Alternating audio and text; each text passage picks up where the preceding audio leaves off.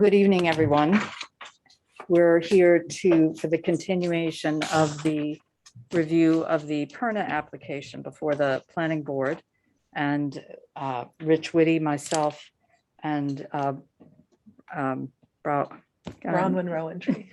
I'm sorry. It's okay, it's a hard one. As soon as I started to say it, my mind just brought.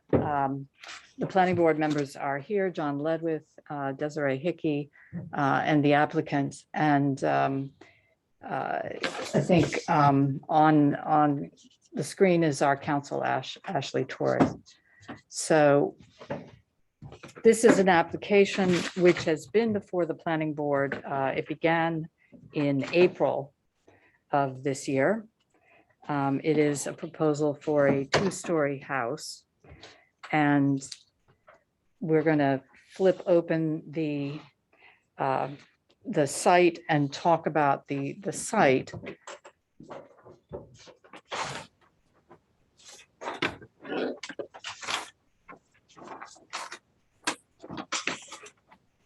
Current plan.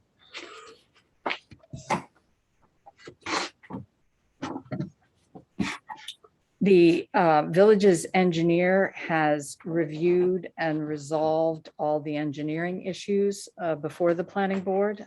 John, I don't know if you want to speak to that first before we talk about the site.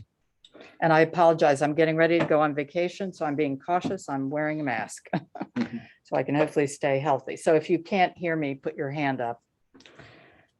Everybody looks good. Okay.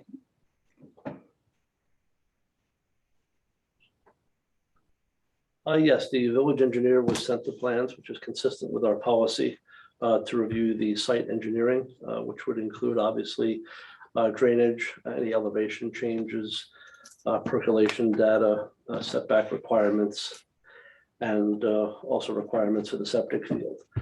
After a couple of review letters, we did receive a letter on October 5th indicating that our village engineer has no additional comments.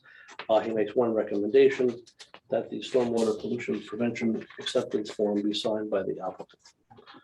That was his last request.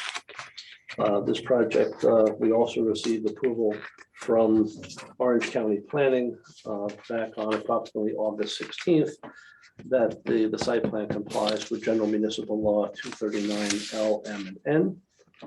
That document has been circulated to the planning board back in August, and it's in the file. We've reviewed it a few times for zoning compliance. This project meets the zoning requirements. There was some questions about the slope of the driveway, but that's been addressed to the satisfaction of the engineer and I. It is at the maximum permissible level, the 10%, but that is permissible under the village code.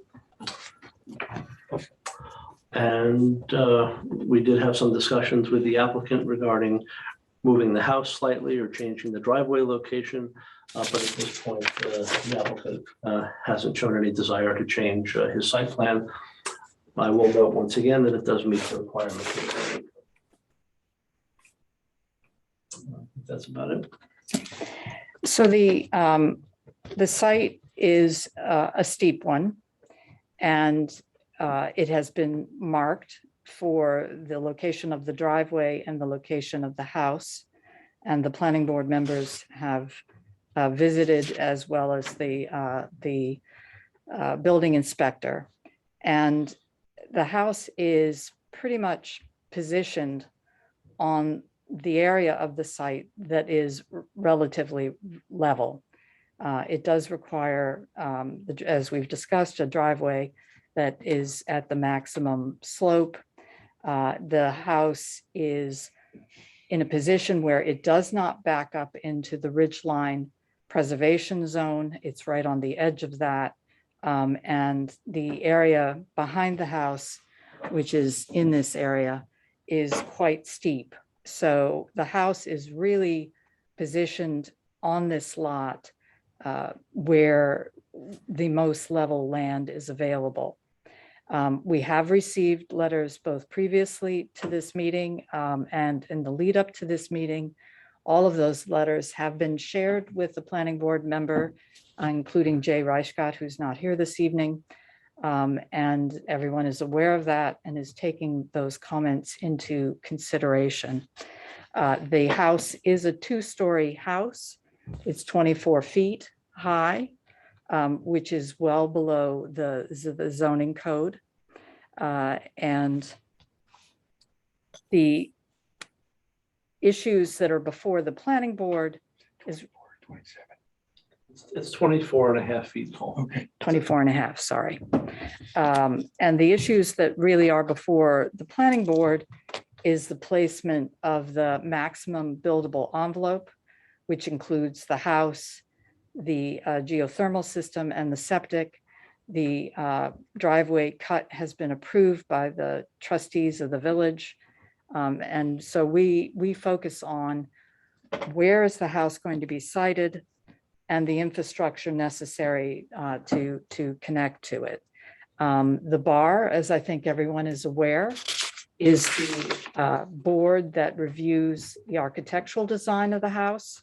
It reviews the landscaping and the trees that will be necessary to cut, and proposes landscaping suggestions to the applicant.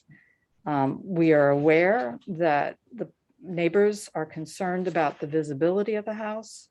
There's certainly, when John and I have walked it, the ability to do landscaping on the other side of the septic field towards the downhill neighbors. But that is a matter that is not dealt with by this board, but is dealt with at the bar. So at this point, we have a resolution for conditional approval that's been shared with the planning board. I'm going to pause for a moment and ask if the planning, I mean, we're going to review this, but if the planning board members have any other questions regarding the application before we move to the discussion of the conditional approval. I have one question and one Okay, statement. On the upper road, there's 3 fire hydrants.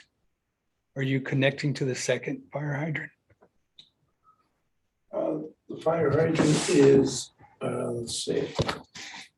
First locate those.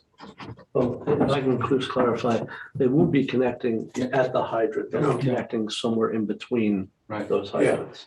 So it won't- Between the second and third? I don't know if it's the second and third, but just to be clear, that they It's don't connect at the between. hydrant, they connect Yeah. somewhere in between those Between the hydrants first with a and the separate route. Between the first and the I think second? so. And we certainly, you can't hook up to the height. Yeah. That would be. No, I saw the markings where there's probably he'll put a manhole cover and run it through there. Okay. Well, the method of connecting to it's actually to the main pipe. Yeah. So somewhere in between the pipe that, they dig down, find the pipe and then put a clip on it, puncturing the main line to get a connection, yes.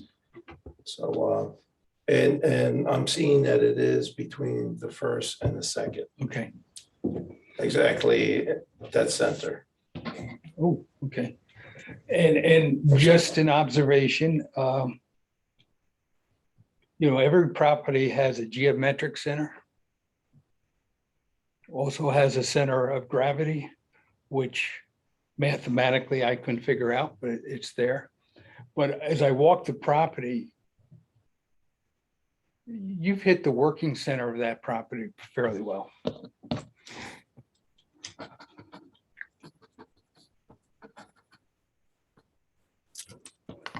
so I know that there are various neighbors that are online on the Zoom.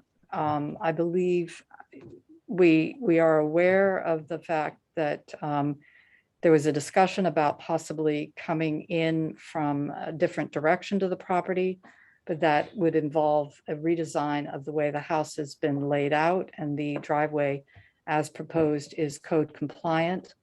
I think the people can chip in if they wish, but the other issues I believe that have been under discussion in the public comment relate primarily to the design and the landscaping. And as I say, those would be the domain of the bar and go before that. So Paula, do you have a question? We can't, you're still muted. Still muted.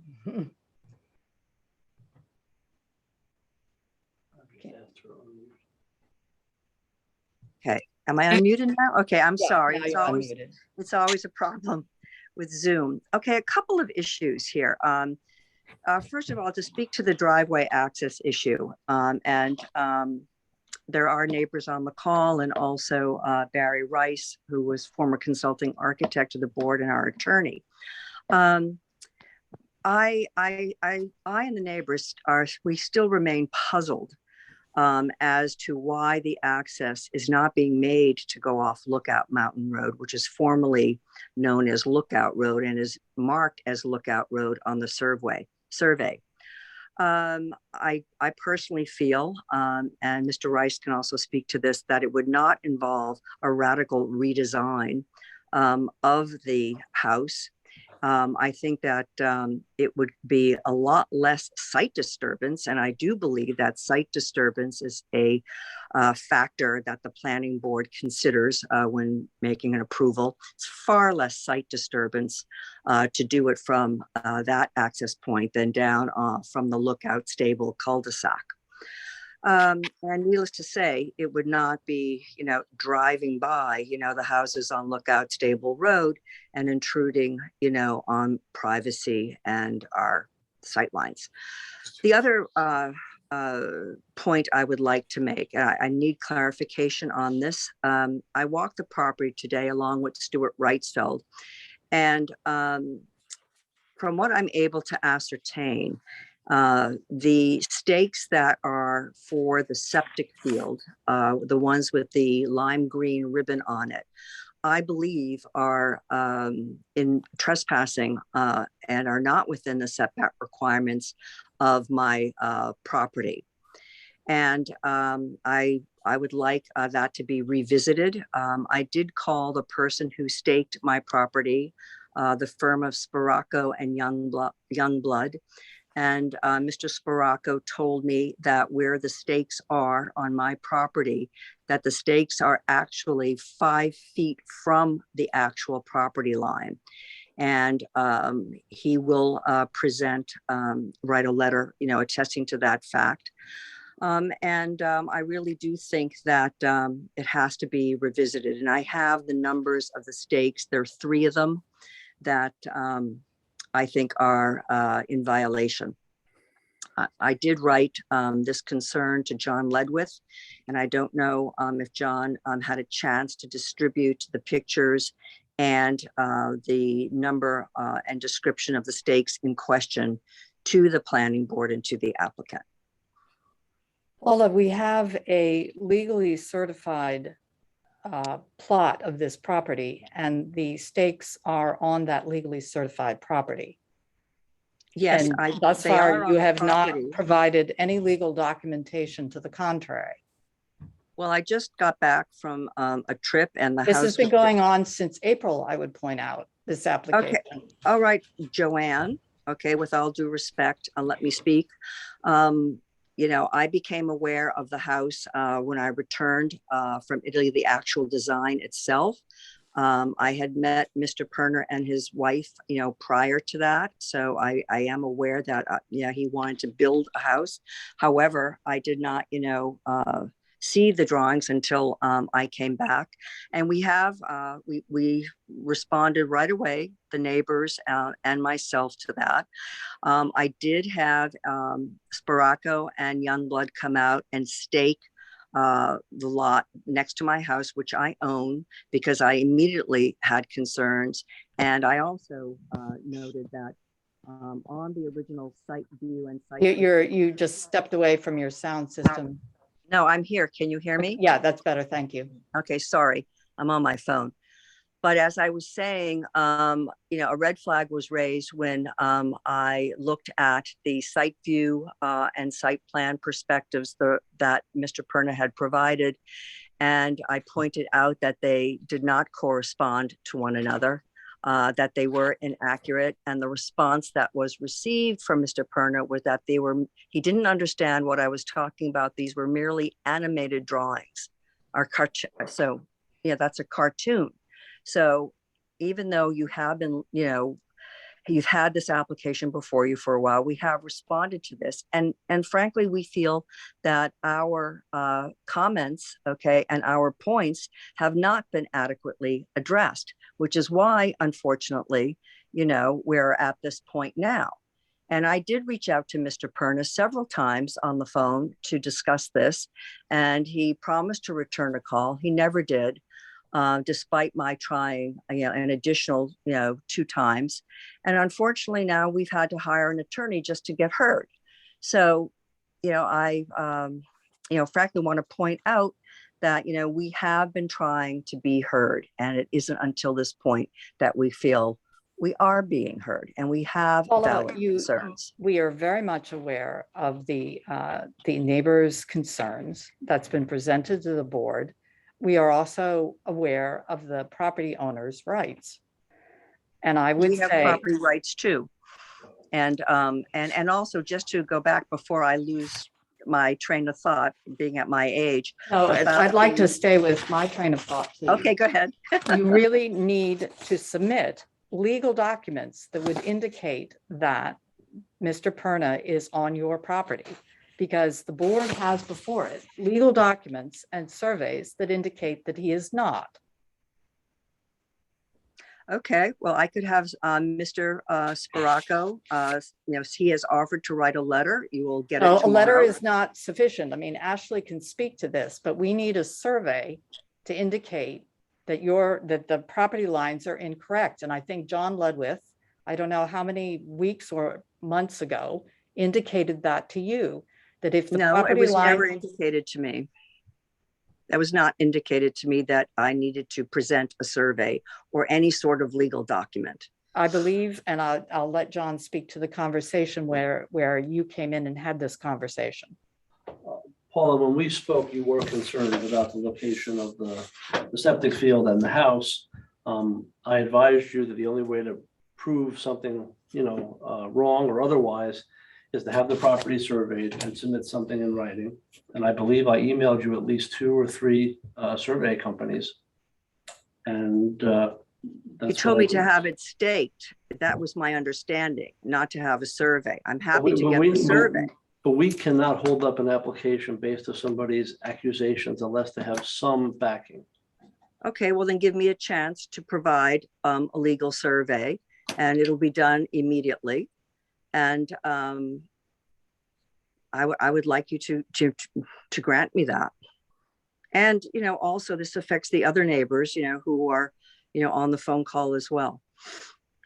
If I may, this is Bernadette Condon. I'm the attorney who's been Pachi, as well as Mr. and Mrs. Wrightsfeld and Mr. and Mrs. Nave, who own the properties adjacent to this Mr. Perna's property. With respect, I would reiterate Paola's request that she be permitted an opportunity to submit a formal survey to confirm or to just clarify where the stakes are and whose property they are on, and whether or not they conform to the setback requirements. We agree that Mr. Perna has a right to develop this property. That's not an issue, but it has to be within the parameters of the village code and regulations. And by the same token, the neighbors and the surrounding properties also have a right to maintain the integrity and the sightline and the visibility from their property. And then that's why I think the siting of this property is of the utmost importance. And from what we've seen thus far, including the renderings and the drawings, we're not able to determine what the visibility or and the impact on the neighboring properties will be. Mr. Rice submitted a letter. I presume the planning board has read that, but I'll let him speak to the technical aspects, Aaron. But the issue what is going to be visible from the properties that are adjacent to this, to Mr. Perna's property? And we don't know that. I would again reiterate our request that a balloon test be done. I know that it's, not, the board's not obligated to do that, but I think in this instance, it could certainly be beneficial so that we know what we're dealing with. I mean, these people have lived here a long time. They have property rights as well. And they are concerned with the site and the visibility of this property. At a minimum, I think we need to know what it's going to look like from each of their respective properties. It is a big lot. There is potential that perhaps it could be moved so that it is out of sight, but we don't know that until we know what it's going to look like. And I would urge the board to take into consideration the visible impact of this property on the neighbors, and withhold any approval until we have an opportunity to have a look at what it's going to look like from their perspectives. And I would indicate that the planning board has been reviewing the property for a significant period of time. And it is a steep property, but it does have one fairly level space, and that is where this house is placed. It is constrained by the ridgeline precipice district, which is right up against the back of where the maximum buildable envelope is. This is not sometimes, well, not very often anymore. The easy to build upon sites have largely been built upon. But sometimes the planning board has flexibility as to where the house goes. Very often it does not. And this is, I think, an instance where ultimately we need to confer with all the planning board members. But certainly, in my opinion, the house is placed in the place which is the flattest area. And I'm going to defer for the moment to Ashley. Ashley. Sure. So just to comment on a few points there. One is that the planning board does have a survey from a licensed professional showing where the bounds of the property are, and that's in the record before you for consideration. As far as visibility, that's one of many different considerations that this board reviews when reviewing any application. You also are looking at physical features of the property. I know this property is partially within the ridgeline precipice, so avoiding that area, limiting disturbance, and figuring out where best on the site the home should be situated. So those are all things within the board's purview. I do believe Mr. Price's letter was based on an earlier, some plans from May where there had been submissions since that date. As far as looking at visibility, it's not, the board's not obligated to require a visible analysis from a neighboring property. It's really judging visibility as a whole and how it's visible from the public. I did ask, I know the village engineer is not present, but we did ask him to weigh in on one aspect of the visibility. And there was a comparison, I think, in Mr. Price's letter about the grade, and he did opine that that was not an appropriate way to measure it compared to the height and the elevation of the property.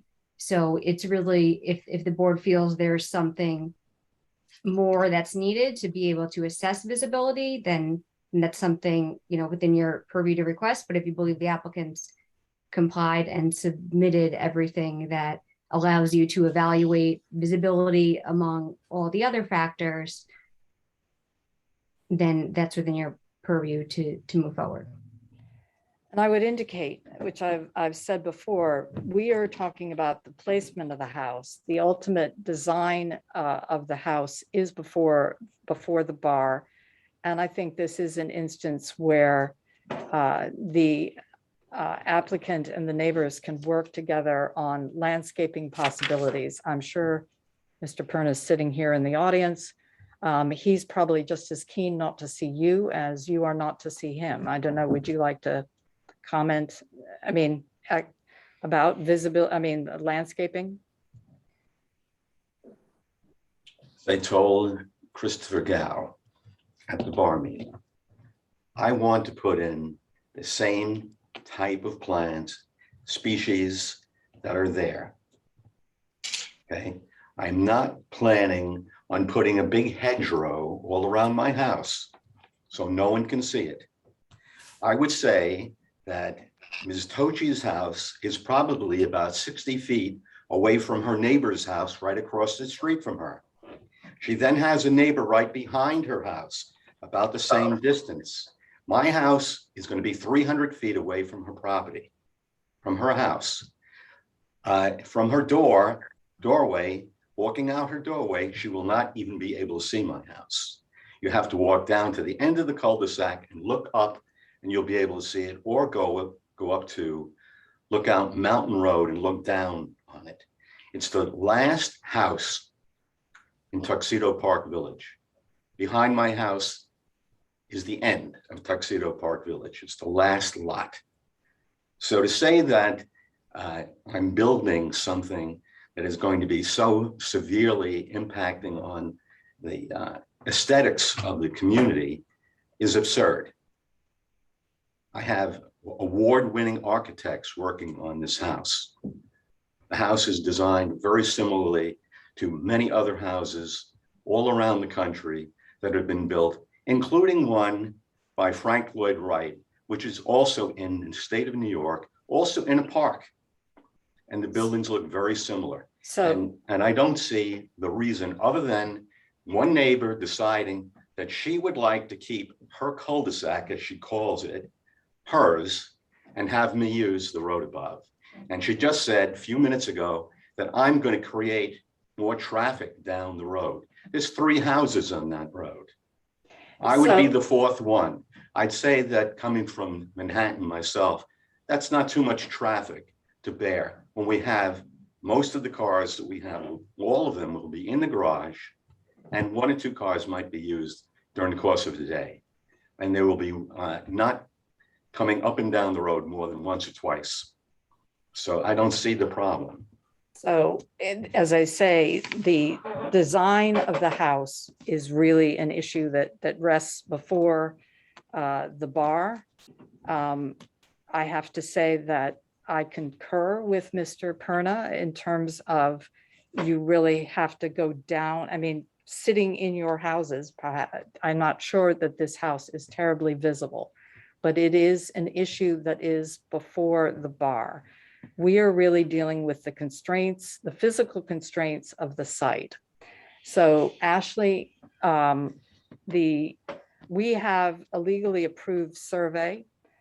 This application, if it passes the planning board component, was still before the bar. And there's additional time that will be spent there.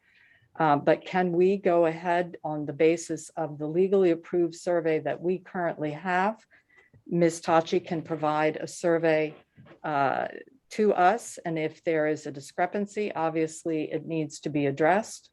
But from the point of view of this board, we have a legally approved survey in front of us. Is that?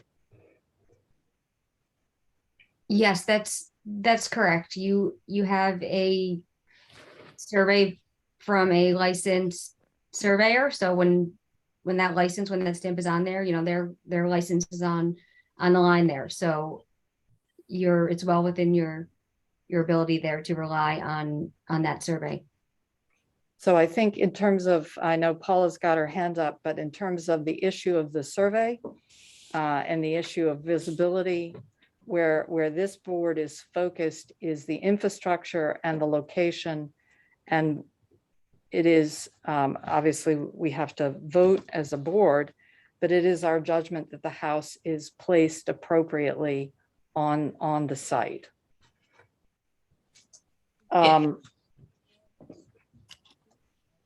Ashley, do you want to go through the resolution, or actually I'll start and let you chip in, but the resolution for approval indicates the various plans that have been submitted, as John has indicated.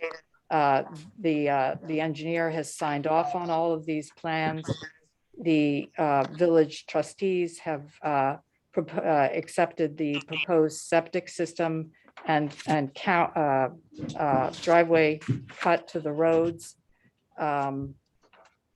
The approval is subject, obviously, to significant engineering reviews of the plans. No blasting is allowed. As we've discussed, the Architectural Board of Review needs to continue to review the property. We need to correct just a typo on number 11. It should be trees in the area of the septic plant that can be removed or replanted. The work obviously should be in accordance with the Uniform Construction Code. No plans can deviate the construction material, and that is the substance of the resolution to approve the planning board side of the fence. Paula, would you like to make a comment? Yes, and I believe that Barry Rice also would like to make a comment. I just, frankly, it's to the Perna's benefit, cost-wise, and I'm a cost expert, that's what I do for a living, to enter from the Lookout Mountain side. It's far less costly on a lot of levels to Paula, access I will the say house. that has been discussed before the board, and the applicant has, the two possibilities were reviewed. They have implications about how the house is laid out, and the applicant has chosen to go the other way. Okay, in I would code like to add, compliance. Joanne, I would like to add, what about the site disturbances? Far greater site disturbance, from him, doing the driveway from Lookout Stable, Road, the cul-de-sac, than there is, if he were to enter off of Lookout Mountain Road. And I thought that the planning board considers site disturbance as a key factor. There's an enormous amount of site disturbance compared to Lookout Mountain Road. Yeah, the architect would like to comment. I'm just commenting generically, not for Jack Perna per se, but just generically. I agree that Mr. Perna also looked at other options, but one of the reasons he purchased this property, and I'm not speaking for him, I'm actually speaking as a designer, that Paula is correct, the site disturbances. So it's interesting that you say that, because he also chose the location of the driveway for site disturbances. When you buy a piece of property in the middle of nowhere, the last thing you want to see is a driveway. So the house is designed so when you're sitting there having your coffee or wine throughout the day, all he sees are wooded areas. To put the driveway on the northwest side would just kill that idea. So I don't know if you agree. And Jack, I but can, that's- and that was something that the planning board took into consideration, that he did not want the driveway and the garage in effectively his backyard. So that was part of the choice of the siting of this house. And we've looked at the cut and fill, and with it's close to neutral on the overall site. And I think at this stage of the game, I mean, we have, all the planning board members have read Barry's comments about the property. I think they are really appropriate for the bar. Ms. Condon, would you like to add something? Yeah, I was just, you indicated that Ms. Tachi can provide a survey, and if there are discrepancies, they could be addressed. Would the board's resolution be subject to a review of that survey, which Ms. Tachi's indicated that she could have, right away? Yeah, Ashley? That we can add that as a condition? Sure, it's not presently I included. object to that, because if she takes weeks and weeks, she's going to delay my construction. As it is, we're getting started very late in the season. And if she'd like to get a survey, she should have done the survey before this meeting. She has done this every time we've had a meeting. She makes her true. objections the day of the meeting, so that there's no preparation, including tonight. And so if you wanted a survey to be done, you could have had a survey done. And I do not want you walking on my property. It's private property and you don't belong there. Perna. Mr. So Perna, it is up to Mr. Perna, the Mr. board, Perna but I said would that add that if there is some dispute in the surveys, that really boils down to a private matter that the two owners would have to resolve between themselves, outside of this forum. This board's relying on the legal survey that it has. You've seen nothing to the contrary. So if there is some dispute, then I think that will be addressed between the two owners. Yeah, I would Okay, suggest Mr. that- Perna, I would like to just say, I did not walk on your property, nor did Stuart Reitzfeld, okay? And frankly, I really feel offended by you in the sense that I have reached out in a very Paula, friendly gesture. I- Okay, no, Paula. wait a minute, but wait a minute, let me No, continue because I've excuse been me, cut I'm going to off. stop you here. I'm No, going to stop no, you I want here. to continue No, because Paula, we have no. written our concerns before the meeting. And we have I'm not, heard your I don't come to concerns, the and meeting Mr. and Perna raise the has objections concerns at the as last well. minute. Joanne, I really wish you Paula, would let me this just finish. conversation about the survey is at least a month old, if not older. And John indicated, and I believe he sent you the name of surveyors, is that correct? Yes, but I was under Then- the understanding that it was to be staked, not have an actual survey. And I'm willing to do Paula, that we now. have a legal survey in front of us, and that is what we are going to rely on. And no, based on what my counsel is indicating, we will not make the conditional approval subject to the survey. There is time. Mr. Perna is moving on to the bar. That will absorb some time, but I would suggest if you have concerns about the legal limits of your property, you get that survey and it can be resolved. We are working with a legal survey which has been presented to this applicant and has been before us for quite a few months. Ms. Condon? I didn't take my hand down. Okay. With that, do any of the planning board members have further comments? No. So may I have a motion to the resolution of conditional approval of the site plan for the Perna application? Second? Second. All in favor? Aye. With that, the application moves on to the bar, and I would suggest if there are concerns regarding the legal limitations of the property, that you address them promptly. We have a set of minutes to review. Did everybody have a chance to take a look at those?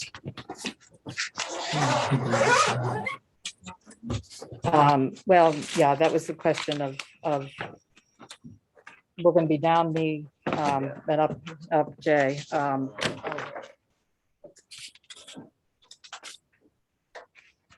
So Ashley, on the So minutes. if there are minutes where, as you have a new member here, if there are minutes where you need Jay to be present to approve them, because you will require a vote of 3 members, you all should right, hold so off then on we- those we'll- until. We'll defer the minutes then. So with that, may I have a motion to conclude the meeting? Second, all in favor? Thank you. Thank you. I'm sorry that this is not necessarily the resolution that the neighbors were looking for, but we are balancing your interests and the interests of the property owner. And with that,